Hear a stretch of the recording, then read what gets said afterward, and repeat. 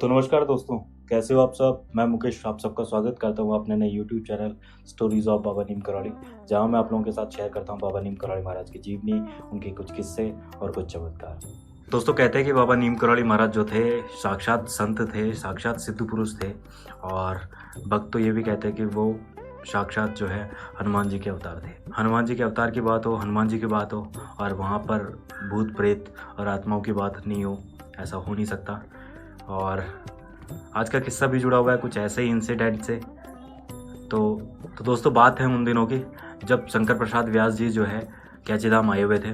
और कैची धाम के अंदर जो है जगह जगह पर बाबा नीम करौली महाराज के आदेश के अनुसार जगह जगह सुंदरकांड और कथा का वाचन किया करते थे, अपनी कथा सुनाया करते थे, रामायण की कथा सुनाया करते थे। एक दिन बाबा ने आदेश दिया उन्हें बलराम कुटी, वहाँ पर एक जगह है कृष्ण बलराम कुटी। कृष्ण बलराम कुटी के अंदर जो है बाबा ने आदेश दिया कथा वाचन करने का। तो उनके आदि व्यास जी जो है कथा वाचन करने के लिए पहुँचे। जाकर देखा कथा वाचन की पूरे दिन, लेकिन शाम को जब देखा तो पूरे दिन वहाँ पर जो है भीड़ नहीं थी। अगले दिन भी गए और कथा वाचन किया, लेकिन अगले दिन भी जो है वहाँ पर भीड़ नहीं थी।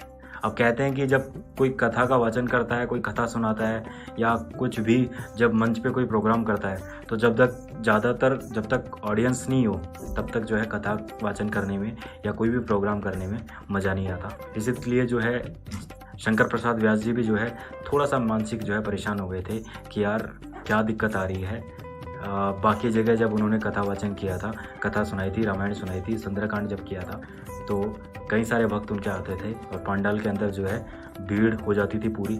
लेकिन यहाँ पर क्या हो रहा है कि यहाँ पर तो जो है उनके पास ऑडियंस आ ही नहीं रही, कोई दर्शक ही नहीं आ रहे, कोई सुनने वाला ही नहीं आ रहा। तो तीसरे दिन जो है शंकर प्रसाद व्यास जी जो है बाबा नीम करौली महाराज के पास पहुँचे, उनसे आशीर्वाद लिया, उनसे कहा कि बाबा एक शंका है, अगर आप कहे तो मैं आपको बताऊँ। तब बाबा ने कहा कि बोल क्या दिक्कत है। तब उसने कहा कि बाबा मैं मंच पर कथा वाचन तो करता हूँ, लेकिन आजकल कथा वाचन करने में वो मज़ा नहीं आ रहा।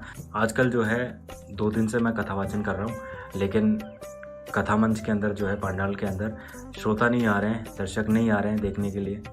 और इसी वजह से जो है थोड़ा सा मन में कुंठा सी रहती है कि मैं पूरे दिन कथा वाचन करता हूँ, लेकिन सुनने के लिए पूरे लोग नहीं आ पा रहे हैं। तो अगर कोई मुझसे कुछ गलती हो रही है तो कहिए, बताइए। तब बाबा ने उससे कहा कि मैंने तुम्हें कृष्ण बलराम कुटी के अंदर जो है कथा वाचन करने के लिए इसलिए नहीं कहा कि वहाँ पर जो है दर्शक आएंगे और तुमसे जो है कथा सुनेंगे, वहाँ पर दर्शक कोई और है। अब बाबा ने इतना कहकर उसे बोल दिया। फिर भी जो है शंकर प्रसाद व्यास ने कहा कि बाबा फिर भी अगर थोड़ी बहुत अगर पब्लिक होती है, थोड़ा बहुत अगर दर्शक होते हैं तो थोड़ा सा उत्साहवर्धक हो जाता है, थोड़ा सा उत्साह जो है हमारा भी बढ़ जाता है और मैं जो है पूरी मन से पूरी लगन से फिर कथा वाचन करना शुरू कर देता हूँ। तब बाबा ने उसे कहा कि ठीक है कोई बात नहीं, तुम एक काम करो, कल जाना और कल कथा वाचन करना, तुमको जो है वहाँ पर भीड़ मिलेगी। अब अगले दिन जो है शंकर प्रसाद व्यास जी जो है कथा वाचन करने के लिए पहुँचे। जाकर देखा तो वहाँ पर जो है सुबह से ही जो है पूरा पंडाल भरा हुआ था, पूरे जो है जगह जगह भीड़ भरी हुई थी। कुछ आगे देखा तो वहाँ पर जो है कुछ अनजाने से चेहरे बैठे हुए थे, सफ़ेद कपड़े में पहने हुए, कुछ अजीबोगरीब चेहरे वाले जो है दर्शक बैठे हुए थे, श्रोता बैठे हुए थे। बाबा ने कहा था कि कल जब तुम जाओगे तो वहाँ पर एक ऐसी बूढ़ी अम्मा भी दिखेगी जिसका चेहरा थोड़ा सा भयावह है, लेकिन तुम उनसे डरना मत, तुम उनसे घृणा मत करना। और उस बूढ़ी अम्मा के साथ में तुमको कई सारे और लोग भी दिखेंगे जिनका चेहरा भी उसी तरीके से होगा, लेकिन तुम उनसे घृणा मत करना, उनको जो है प्यार से कथा सुनाना, क्योंकि वो तुम्हारी कथा सुनने के लिए ही वहाँ पर आएंगे। अब बाबा का आदेश था तो उन्होंने देखा कि वास्तव में जो है बाबा के कहे अनुसार जो है सामने थोड़ा सा साइड में उन्होंने देखा तो वहाँ पर बूढ़ी अम्मा भी बैठी थी। बूढ़ी अम्मा के साथ में कुछ और दर्शक ऐसे थे जो सफ़ेद कपड़े पहने हुए थे और उनका चेहरा भी जो है थोड़ा सा डरावना सा था। पीछे जब उन्होंने देखा तो देखा कि वहाँ पर यूपी के सीएम जो थे कमलापत त्रिपाठी जी और एमपी के सीएम, होम मिनिस्टर, ये सब आ चुके हैं और धीरे धीरे जो है वो मंच की तरफ बढ़ रहे हैं। अब उनका जो है उत्साह थोड़ा सा और बढ़ गया कि जब सीएम और होम मिनिस्टर अब यहाँ पर आ चुके हैं तो अब जो है भीड़ और ज़्यादा हो जाएगी और अब कथा सुनाने में और मज़ा आएगा। ऐसा ही हुआ।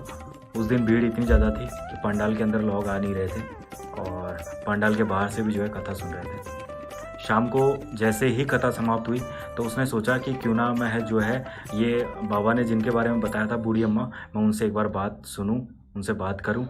और कथा जैसे ही समाप्त हुई, जैसे ही शंकर प्रसाद व्यास जी उनकी तरफ बढ़ने लगे, अचानक से जो है पूरी भीड़ और जो अम्मा थी वो गायब हो गए, कहीं नहीं दिख रहे थे। तब उन्होंने देखा, खूब ढूंढा, चारों तरफ देखा, लेकिन वो बूढ़ी अम्मा और उसके साथ वाले जो थे वो वहाँ पर कहीं पे भी नहीं दिखाई दिए। और तब उन्होंने आकर बाबा से कहा, वापस शाम को आए, बाबा से मिले, बाबा से कहा कि बाबा आज कुछ ऐसा हुआ जिस अम्मा के बारे में आप जिक्र कर रहे थे और उनके कुछ साथ वाले आए थे, उनके बारे में आप बता रहे थे, लेकिन जैसे ही कथा समाप्त हुई मैं उनसे मिलने के लिए गया और लेकिन देखा तो वो अचानक से गायब हो गए। तब बाबा नीम करौली महाराज थोड़ा सा हंसे और उन्हें कहा कि वो सिद्ध आत्माएं थी जो केवल तुम्हारी कथा सुनने के लिए आई थी, और जैसे ही तुम्हारी कथा खत्म हुई वो सिद्ध आत्माएं अपने अपने रास्ते वापस चली गई। इस तरीके से बाबा नीम करौली महाराज सबका कल्याण किया करते थे, चाहे वो कोई मानव हो या कोई आत्मा। तो आज के अंक में इतना ही दोस्तों, मिलते हैं अगले अंक में। अगर आपने चैनल अभी तक सब्सक्राइब नहीं किया तो लाइक कीजिएगा, शेयर कीजिएगा, चैनल जरूर सब्सक्राइब कर लीजिएगा। और तब तक के लिए धन्यवाद। जय हिंद, जय भारत, जय बाबा नीम करौली महाराज।